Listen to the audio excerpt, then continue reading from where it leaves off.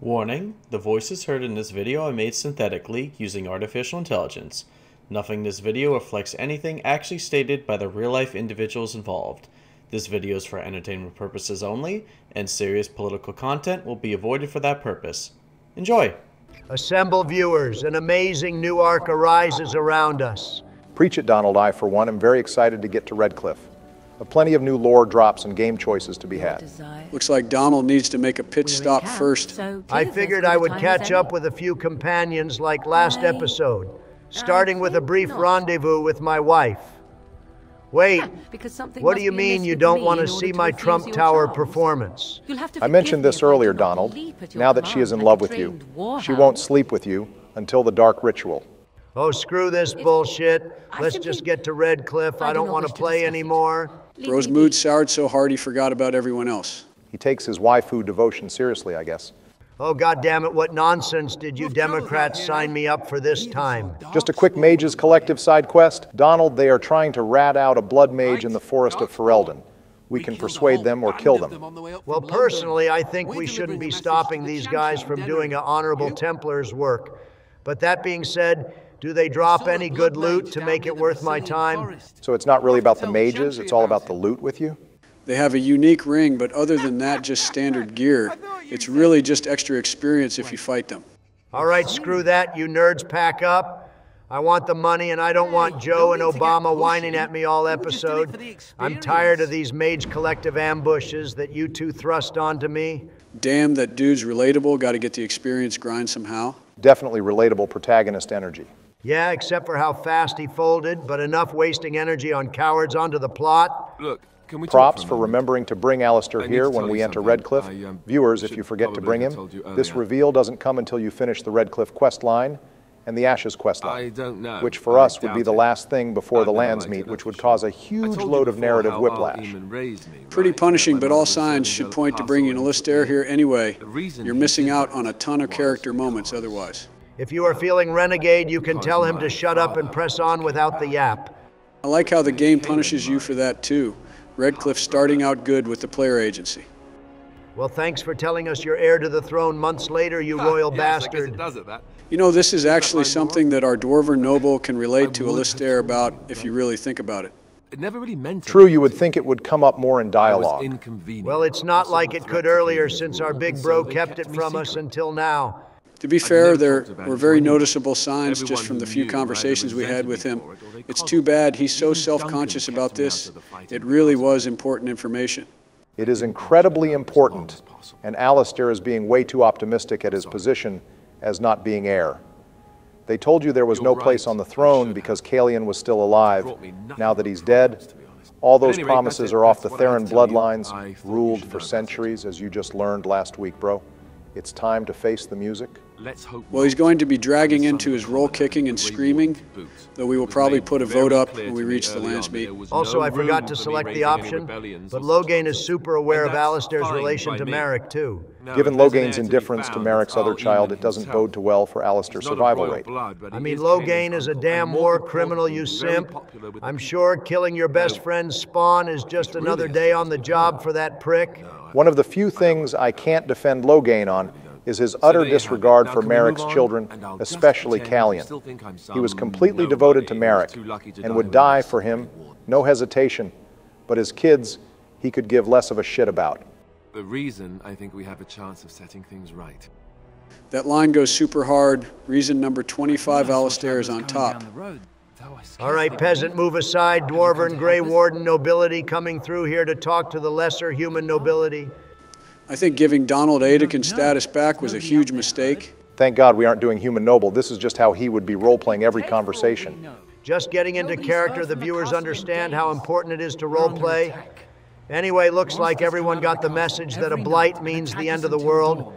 So take me to your leader, Bozo. So, how has your town been attacked by evil creatures up close, but you aren't able to describe them as walking dead? Dude is more useless than a turn signal on a BMW. Please take us to someone competent.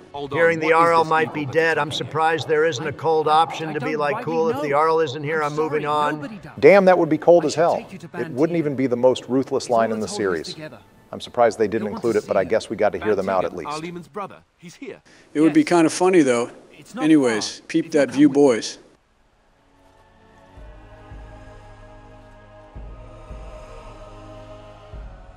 Damn, it's more crowded than an anime convention up in here. Probably smells like one, too. Oh, God. Ha. Cat got your tongue, Barry? This is even more satisfying than I thought it would be. No, my lord. He's doing tricks on it. Sorry, boys. There was a bee flying near me. I had to take care of that. Man, it sure is great to see a pivotal character like Tegan. Barack, we are all sitting next to each other. Did you forget you're not in a Discord call? Let's just move on, please. We will get right on that after you clean yourself off. It is you, isn't it? You're alive. This is wonderful news. Still alive, yes. Though I'm just as surprised about that as you are, believe me. Indeed. Logain would have us believe all Grey Wardens died along with my nephew, amongst other things. Kind of crazy Tegan didn't recognize Alistair immediately, but I guess he has a lot going on. Also, Tegan has plenty of unique dialogue with a human noble. He will recognize your character, and a female human noble can even try to shack up with Tegan, though he will reject you. Pleasure to meet you. Got to love the eye candy they give the girl gamers as well as the boys. Yeah, I'm sure Barack is extra thankful for that himself. Eat a dick, Donald. I'm not a horny gamer. I just have massive respect for Tegan and his position here. He immediately called out Logan after the Battle of Ostagar, and despite Redcliffe not being his home, he still stands up to defend it. Surged from the castle. We drove them back, but many perished. Tegan definitely has a good grind set. He's someone who isn't going to stand by when shit goes wrong, and it's probably why we see him so active in the Trespasser DLC. That is one of the reasons. The other is the fact that A.R.L. Eamon begins to take less and less of an active role in Redcliffe's rule in Tegan, becoming more popular with Redcliffe's people. After helping defend them, he begins to have influence in Redcliffe as a whole, not just one territory. This also elevates him to Ambassador of Orlais for the Ferelden people. Anyways, Donald, we have two paths in front of us. What's the moves? Well, I'm glad I can finally make the important choice in this playthrough. I feel like you all have shafted me to combat and side quests. So I think it's only fair I play a more important role in the second half of this run. Donald, quit your yapping. You got your romance choice. What's the decision? As much as I want to be renegaded, rather be a beloved hero here and get the extra quests. Besides, I'm not a pussy who runs from a fight, so it's time to play some Left 4 Dead Redcliffe edition. Props to Oberyn, who just wants to spin the block on anything he sees. He's a simple man. He sees a problem, he fights it. Thank God we have someone who can actually articulate what the hell we are fighting. That dude from earlier was useless. He couldn't even say they were corpses. Education is important, kids stay in school. Tegan is underselling himself here. When we see him later during the final battle, he puts in major work against the Darkspawn. Tegan used to be devoted to dueling and jousting before he became a ban and settled down to noble duties. He used to go up to Starkhaven for tournaments and to visit some family in that area. He is a bit more worldly than other Ferelden nobles, which might explain why he eventually becomes the ambassador for Orlais. Despite being wordly, Tegan ages harshly over the next 12 years. The job definitely gets to bro and his complexion. You don't get to talk about aging poorly, you damn fossil. So viewers, if you couldn't tell from earlier, there are two options for the first half of this quest. We can do the route Donald is doing, where we build up the Redcliffe militia and save the town, which gets us access to the proper town of Redcliffe, including merchants and additional side quests we wouldn't get otherwise. Or we can leave Redcliffe without fighting the undead horde, and the town will be destroyed and overrun by scavengers. Only Tegan will survive, and strangely enough, we can start the second half as normal, no matter which option we choose.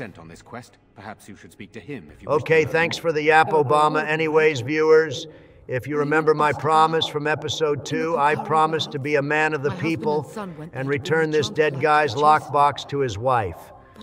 Remember that during the election cycle, I keep my word always. Donald, why did you glare directly at me when you said that? Don't worry about it, Joe. You couldn't figure it out if you tried. I just hope you and the viewers are all excited about Dragon Age 2 in the future. Donald, I still have my stand and a good right hook I can tango, if that's how you want to play. Name the place Sleepy. It means a lot to Maker's blessings upon you. Well, we better go check on the crying girl in the middle of the room. Always a classic RPG staple. She kind of bad, definitely a smash. Joe, you're just saying that because she has Liliana's hairstyle. You know, I was just thinking she could use a color change first. Joe, she has a kid brother and is giving orphan vibes. I'm pretty sure she's a teenager. I said what I said, Barry. What are you going to do? Tell the authorities? I am the authorities. Yeah, okay, you creepy bitch. Say that same shit during the impeachment trial. Joe, you were never this bold till after you started your new meds. Since being president, you've been acting brand new. I'm not about the degenerate shit. I'm going through what some of the kids might call a villain arc. The warden buff helps too. You have far less fear when you sleep with constant voices in your brain already. Anyways, go save the kid Donald. We got to get the digits somehow. I almost want to suplex the kid so your creepy ass can't get away with this, so let's just move on. We just have to let this run its course, Donald. It's the best option. Fine, but I can still give him shit the whole way through. You were going to do that anyway. Again, guys, couples counseling is vital, but moving on, here we have our mayor played by Robin Sachs, aka Zayed from Mass Effect 2. Probably one of the most goated voice actors of all time, still not over his loss 10 years later. Rest in peace, Sachs. Rest in peace. We can showcase Sachs a few times at Origins, thankfully. It's cool he can even voice the player character if you're playing a human. Thanks for the awesome memories, big guy. Rest in peace, Sachs. Thank you as always for the memories. Well, passing the persuade check is important now that we have the restoration mod installed. There's actually a hidden morale system in Redcliffe that affects how well the militia fights. Doing the requests that Murdoch and Sir Perth give us increases their fighting capabilities, as well as changes the dialogue during the fight, since the mod is installed. Also, getting the tavern to serve free ale increases morale too. When Murdoch says the line that morale is as good as it could possibly be, when asked about it, that's when you know it's maxed out. Oh, I intend to serve free ale. I have something fun planned for the tavern owner too, from one shrewd businessman to another. That sounded malicious as hell, but go off, Queen. Don't forget we have to go get the blacksmith and knights too. Not to mention there's a few other side quests we can tackle. Really, almost every building in Redcliffe is worth it to check out. Player Agency is definitely the name of the game for this main quest. Patience, boys. This village is our playground right now. First things first, since we are here, we might as well get this big lug his sword back, so let's hit up Dwin. Good shit for remembering Donald, even though Sten isn't your favorite. Well, y'all have done solids with Morrigan for me, so I'm just paying it forward. Looks like no one's there. He'll be courteous and give them a knock. Nope, no one's home. All right, I'm respecting your privacy by knocking, but asserting my authority as a warden by coming in anyway. What's up, Brother Dwarf? Thanks for the invite. He doesn't look too happy to see us. You gonna do anything to stop us, bitch? Yeah, at our level. I'm pretty sure our warden wouldn't need weapons to take him out. Our little guy's conquerors hockey is all we need. So a few facts about Dwin here, originally. He was going to be the main villain of the cut human commoner Origin. In the Origin, Dwin was a loan shark, and your family were farmers in Redcliffe who took a loan from Dwin. Likely, Dwin would have killed or threatened your family akin to Barat and Howe in their respective origins. Damn so, you're telling me humans could have had 3 origins just like the elves do? We got severely gypped. I'm sure you know why they cut it too, Barry. Right you are, Joe. The commoner Origin was cut due to the story not fitting the tone of the game, as well as time constraints, it seems.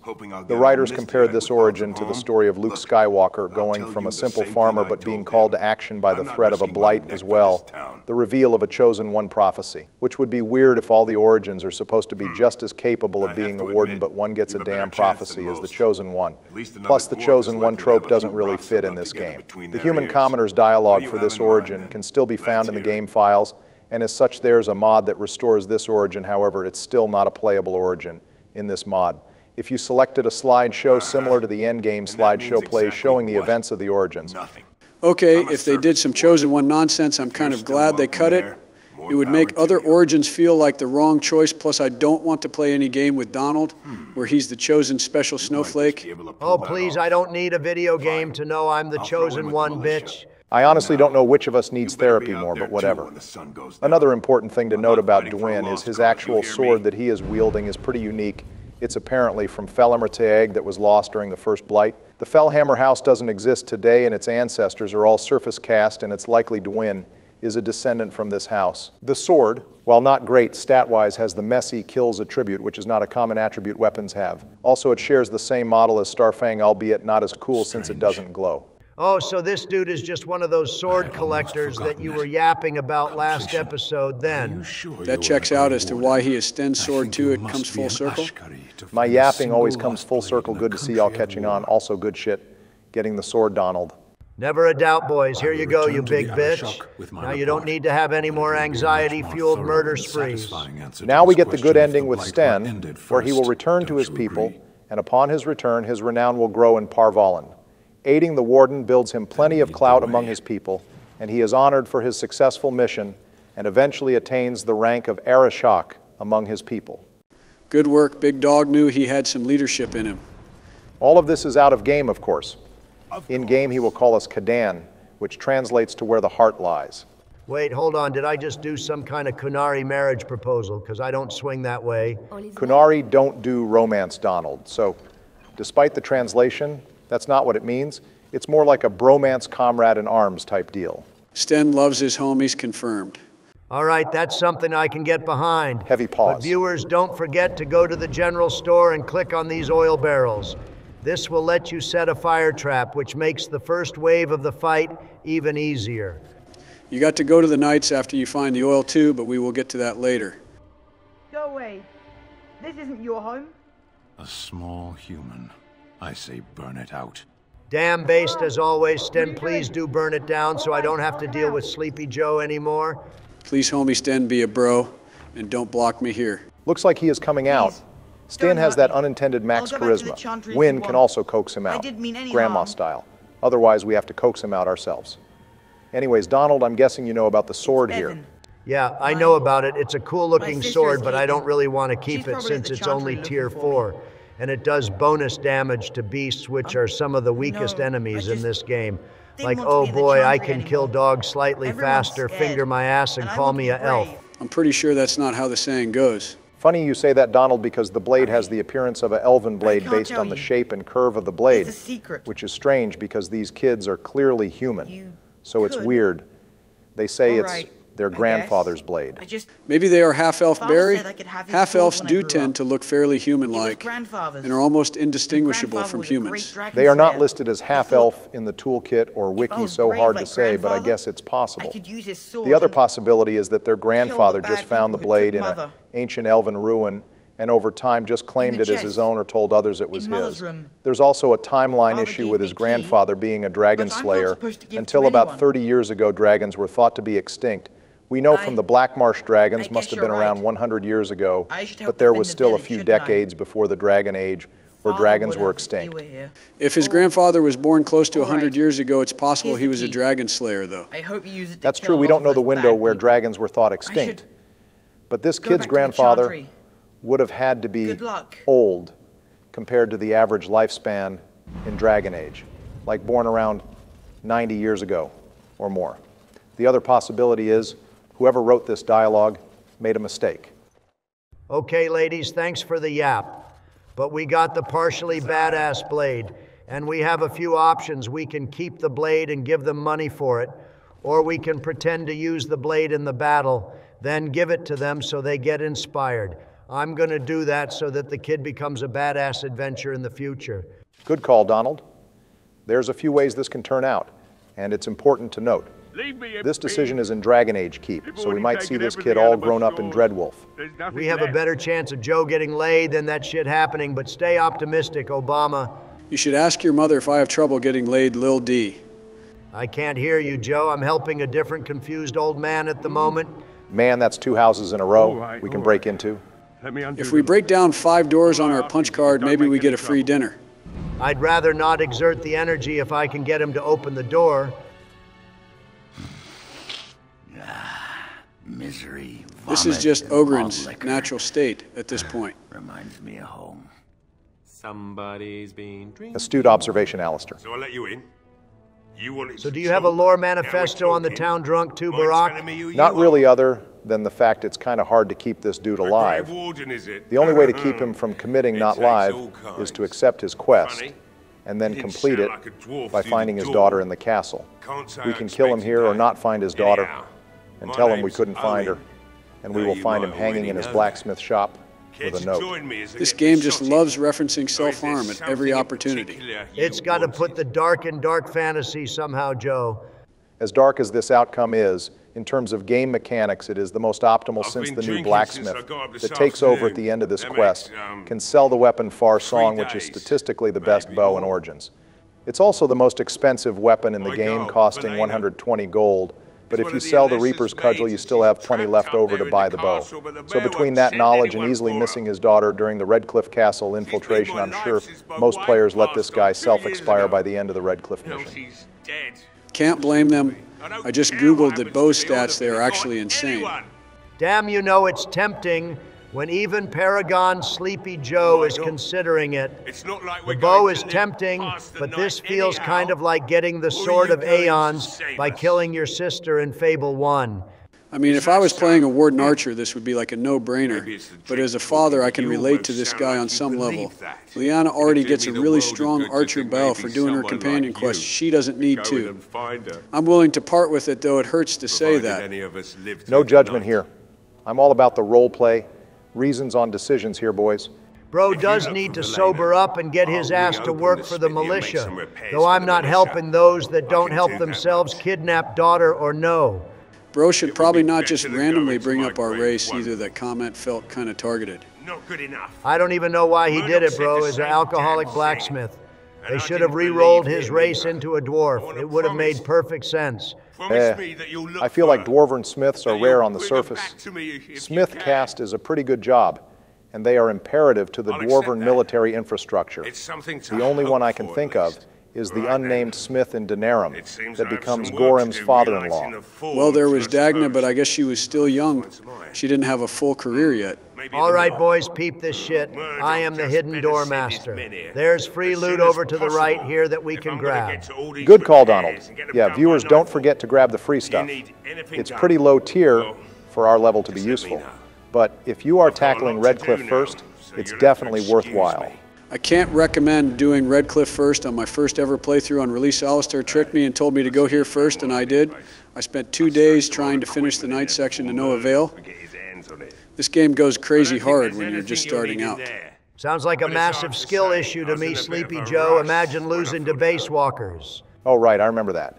You were sleep-deprived, bent over your laptop. I thought we were losing in the Middle East with the way your face gave up. When you told me you were on your 46th try, I reloaded your save and marched your ass to the circle first myself. And that was how I learned the gospel of Wynn. So we have you to blame for Joe's massive mage simping Barack. I'm not surprised. Speaking of who is this baddie here, perfect hair color, nice eyes, a pulse, this just spells Biden. For once, I find myself agreeing with a Democrat. Bella is a true 10 out of 10, would tip her a Bitcoin. So Donald, we can both agree, right? Smash. Just don't tell the wife or waifu, Joe. Oh God, I almost forgot how down horrendous you two are. Barry, me, and Michelle are still mutuals. Do you want me to share this episode with her and see your Tegan reaction? I will now respectfully dish out some lore and leave you two to it. Score 1 for Team Degenerate. So I mentioned a while ago that Shale and her quest used to take place in Redcliffe, as Wilhelm was historically a court mage of Redcliffe. Instead of Wilhelm's Cellar, the tavern would be the primary spot for this quest, as you would need to purchase the control rod from Lloyd and then find the passphrase in Wilhelm's cottage, which would have been the building we see when we first enter the village before we reach the bridge.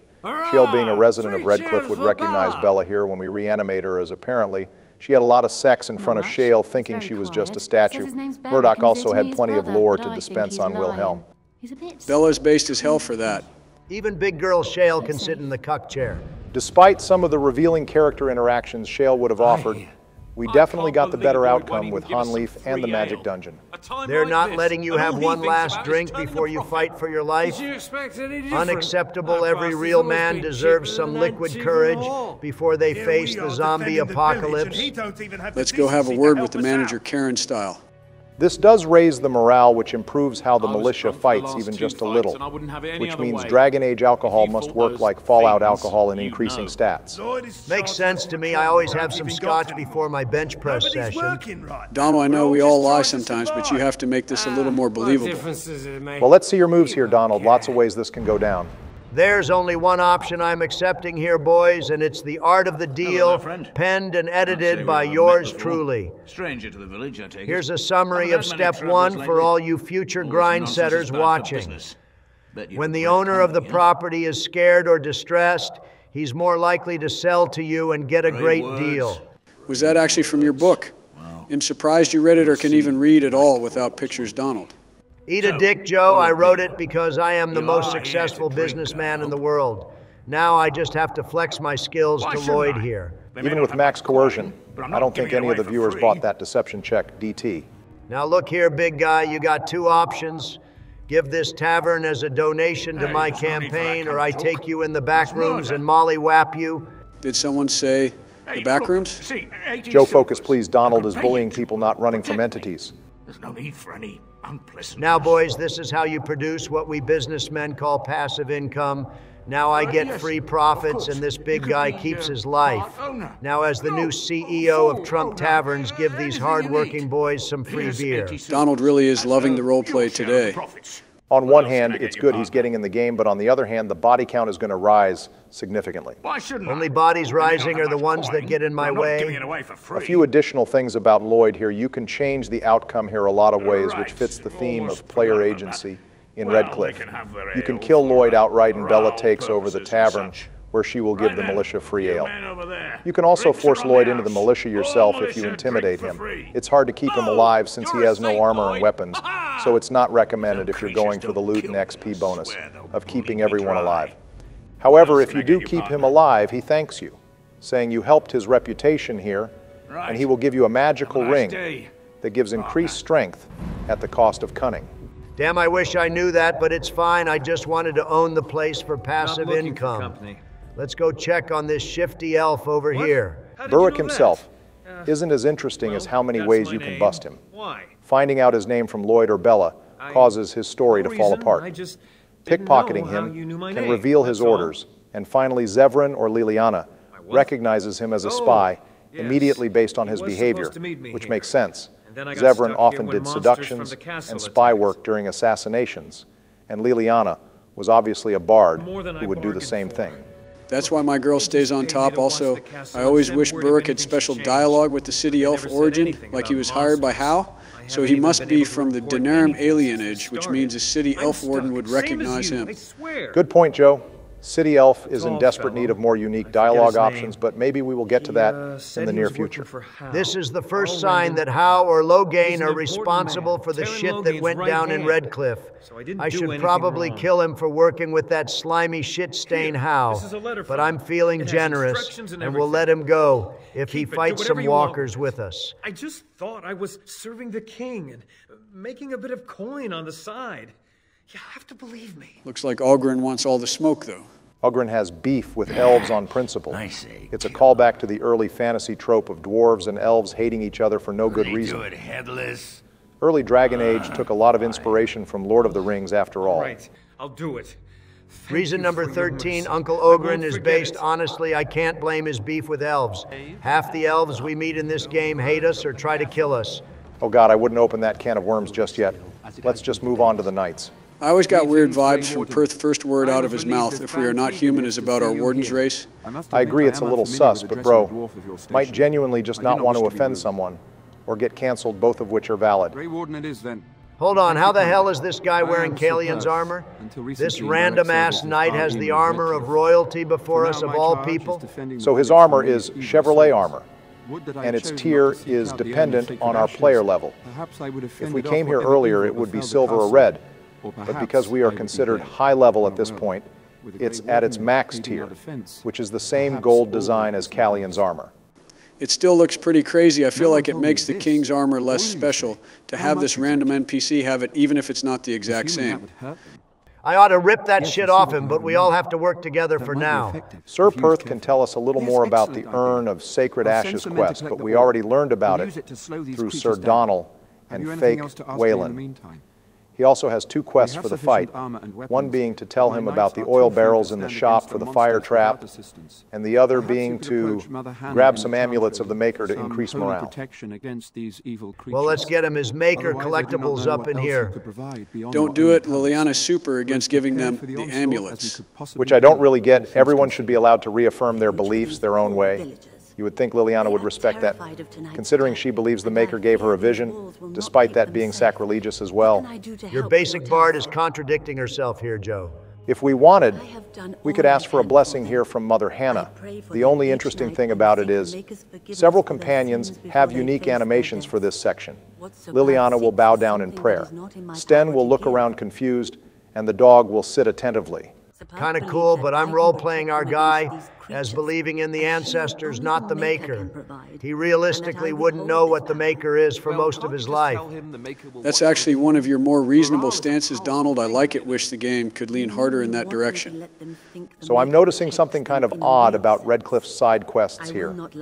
There's multiple times you can flirt with NPCs, and even get kisses as rewards, which is sort of counteractive to how this game plays. It feels a little more horny than normal. Oh shit, sorry guys, I didn't know you still had this room reserved. Oh hey, are you playing Dragon Age Origins, you know? I helped write Redcliffe, right? Wow, what an incredibly forced cameo editor. Donald, please. Oh hey Bill, you really helped write Redcliffe. I had no idea you even knew about this game. I needed a day job during Hillary's term of Secretary of State girl was getting on my nerves. I got a job with the creative team, and they started going over the Redcliffe Village choice and the consequences. I stood up from the table and said, why the hell should gamers care about your village? They started going over boring shit like morality, role-playing, experience, and new side quests. And I told them, no gamer is going to care about that. We need to offer them some eye candy and sex scenes. That's what the people want. So make every good-looking girl in the village bangable after saving the village. Hell yeah. They were cowards, though. So we compromised with kissing instead. Bill, this was you? Why did you make this girl romanceable, though she's like a teenage orphan? Don't be a bitch, Barack. If her age is on the clock, she can take Jesus Christ. Bill, you're going to get us banned from YouTube. I can see why George doesn't let you play D&D with us. Please get out of here before this series gets canceled. Whatever, I'll go hit up Lincoln's room for my naked sax session. Later, cowards. All in favor of kicking Barack for Bill in this playthrough, say aye. Aye. Whatever good luck not having monetization and losing every single viewer who watches for my lore drops. I'm sure we can make up for it with Bill's behind-the-scenes commentary also. Damn it, Donald, you're ruining our perfect Liliana affection over here. Not my fault she wants to complain about playing optimally. You're just being intolerant of her religious beliefs. Her feelings are valid. Actually, Joe, she's being the intolerant one here. We already went through this. She can have admittedly opposing views on faith, but if someone else does it, she has a problem. That's why she's doing your job on Lord dumping for you. Barry, you should be more thankful. I am thankful for Liliana's Lord dumps, don't get me wrong, but I still have a problem with hypocrisy. Also, there's a contradiction with Seer Perth's story here that definitely is chalked up to a writing error. Early in the conversation, he says he came back to Redcliffe because he had heard strange rumors about the abandoned castle. Just now, though, when he was talking about the urn, he says, I only returned myself because I was passing by Redcliffe and heard the news of strange attacks. So like witches at writers. And just like that he had to reclimb on his lore throne. I don't think we want to play that game, Barack. If someone did the same continuity error with our writer, he would get cooked more than an egg on an Arizona sidewalk. Eventually, perhaps. Our viewers already do that, and our editor takes it with a smile.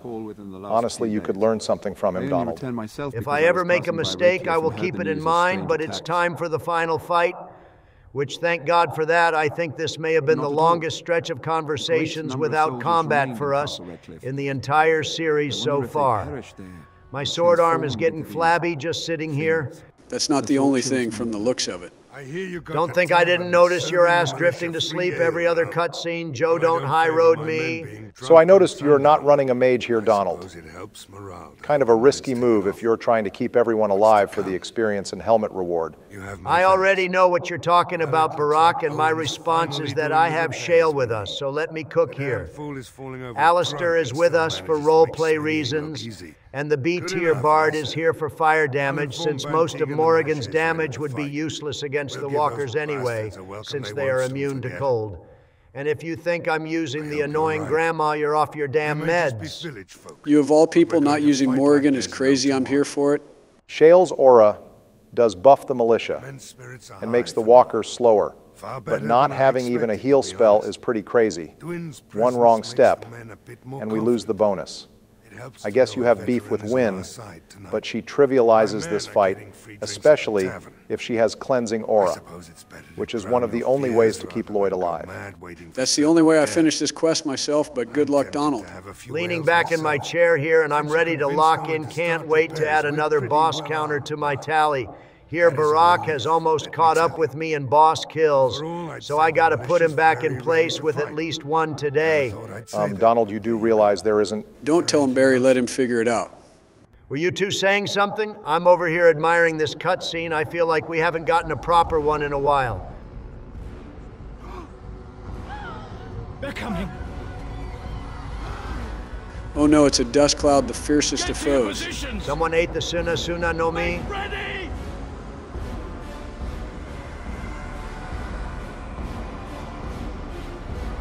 So because we are using the fire trap, it's important to stop our party from advancing and aggro the undead to come to us. 2 steps ahead of you. It's why I brought the bard. I'm gonna plop Shale in the middle so the aura spreads out nice, and then just have them come to us. Since we upgraded our topsider's honor with 2 Grandmaster Cold Iron runes, our sword is going to cut through everything in this entire mission like butter. Truth be told, I'm kind of disappointed that the only combat I get this episode is going to be a cakewalk. Topsider's honor is a goddamn crazy weapon. It's a shame you can't build OP beat sticks like this in future games. Yeah, BioWare really took game balancing to a new level in 2 before starting to come around again in Inquisition with how strong the crafting system is in that game. Anyways, Donald, I know we are a bit late today, but we had so much lore to get through. We didn't get to go over a comment question yet. Do you have one prepped? Didn't have one prepped, if I'm being honest. After 14 episodes, it gets more difficult to plan these. However, while just traveling all around town for 30 minutes, something did come to mind. Which Redcliffe village did you guys like more? The one in Origins or the time skip high definition Redcliffe village in Inquisition? Personally, for me, it's an easy clear for Inquisition's version of the village, even putting aside the next-gen graphics, which make the village actually look scenic as hell instead of a dirt hovel with a lake like in Origins, but they were actually able to pack the village with NPCs that make it feel like a robust village with a lot going on. The tavern in Redcliffe got a major upgrade as well, probably due to the increased economic wealth Redcliffe experienced after the 10-year time skip, and seeing the statue commemorating our warden's actions in saving the village is a great callback. Honestly, all the extra little details in Redcliffe really tie it all together more than the bare-bones basic village that is Origin's Redcliffe design. Okay, honestly, that was a surprisingly good take, Donald. But just a L stance overall, if I'm being honest. Redcliffe from Origins has far more memorable NPCs that inhabit the village like Bella, Murdoch Owain, Dwinhel, even Baven. Because of the ending slides, Redcliffe's only memorable NPCs in Inquisition is like Jimmy, who has the Lord Woolsey quest, where the ram is a demon and maybe Connor. For there's NPCs you can talk to, but most just offer Inquisition's assets. Their stories aren't that interesting. Overall, the whole village becomes victim to Inquisition's MMO quest style. You also have to consider not just the NPCs, but the emotional impact saving this town, and seeing it begin to return to life feels rewarding, and even if you don't care about the role play aspects, you still get rewarded mechanically through extra side quests. Also, for the finishing blow, you have more agency to shape Redcliffe in Origins. You can choose to save the village or abandon it and have it destroyed. Either choice leaves a noticeable lasting impact on the village. In Inquisition, nothing you do really affects the village in a meaningful way. Even abandoning it to the Venatori will still leave Redcliffe Village functioning normally. Take Barack, did you even consider some people like that change in questing? Yeah, it's the same TikTok victims that need Subway surfers to watch TV now. All right, boys, break it up, break it up. I guess I got to give my thoughts on the village to break this tie. Well, personally, I'm more so caught in the middle between the choices. I can see both sides. On one hand, we learned during Witch Hunt, if you hover over Redcliffe Village, it reveals that because of the RL and Tegan's rise in popularity, Redcliffe saw a economic rebirth that could rival Daenerys in the future. Inquisition does showcase Redcliffe as heavily populated grander, having more businesses. But on the other hand, original Redcliffe does have way more content, and Barry's right about having a personal connection through our choices. Here's my take, though, as much as having a bunch of romance options in Redcliffe tickles my pickle. I'm going to give it to the Inquisition version solely because the visual splendor and actual population boon feels like one of the only examples of continuous storytelling across the games. Also, I always side with you. Barry, it's time for a change. Hell yeah, Sleepy. Welcome to the team, brother. Glad we can finally agree on something. New Arc New Joe Double D, but I am sure we will be back to beefing momentarily. Well, viewers, let us know which version of Redcliffe you prefer in the comments below. Our editor will read and respond to every comment as normal, and his favorite comment will be featured next episodes. He also looks for people who haven't been featured yet or new commenters, so if you're new here, you have a higher chance of the feature. Also, subscribe too. That doesn't change anything, but our editor's been working hard to get videos out faster and faster. So if you like this content, there's a better chance you'll be caught up on it. Now that I'm done whoring myself out to the viewers, Barack, mind sharing our featured comment from last episode? Thanks for that, Donald. I feel like I haven't been able to feature anyone for a minute. Our featured comment comes from Sky Ranger, who said that they don't really mind side stories in the books, but took Joe's stance at not wanting them to be necessary, which was the most popular stance that people took, since most people don't want to feel forced into reading. Shout out to their Dragon Age Absolution recommendation too. That wasn't part of the question, but it is a dope mini-series that I would recommend any Dragon Age fan watch on Netflix. Thank you for your comment, Sky Ranger, and I can't wait to see your opinion on Redcliffe. So we have been yapping for a while now. When does the boss, Undead or Abomination, show up? Feels like we have been in a loop. All right, the battle is over. I guess we can tell him, Donald, this is the entire fight. There's no boss in this fight or in this quest. God damn it. No boss for you this episode, bozo. So we cut ahead a little because the undead were all gone, but they still had us waiting an extra 2 minutes before we skipped to the next morning. But despite no boss fight, we saved the village, and Donald even did it deathless on Nightmare, with not a single healing spell. Good shit. DT. I'm pissed off, but obviously our warden is built different, and we are a full-on man of the people, no doubt about it. Time to reap the item rewards, and Bella's sweet ass, the people's love. Oh God, I should have known you were still on some horny shit. Well, the helmet is really good if we were earlier level, but as it is, we already have a better helmet equipped. I was wondering if there was any in-game value to it.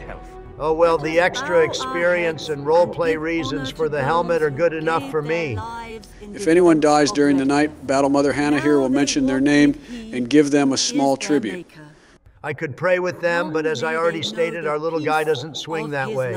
Tegan stays being one of the most capable NPCs in this game, immediately getting down to business and pushing the advantage we created. Wish there were more characters like him. There would be far less problems that we would need to solve.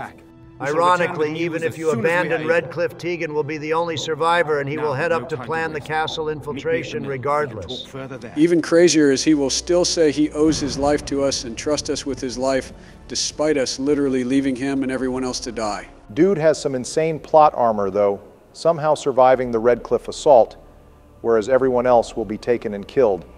If you do abandon the village, this next section becomes a little more interesting and slightly more difficult. Every named NPC besides Dwin and Tegan will be killed and dragged back to the castle, where you will have to fight them as extra named undead. So there's still some downside to not saving the village? I like that the game says if you're going to be a pussy, you're still going to have a harder time in the next dungeon. Well, the other upside is all of the new side quests you can pick up. Speaking of which, Donald, make sure you go to the dock for the Mages Collective, and then grab the Chantry and Blackstone quests.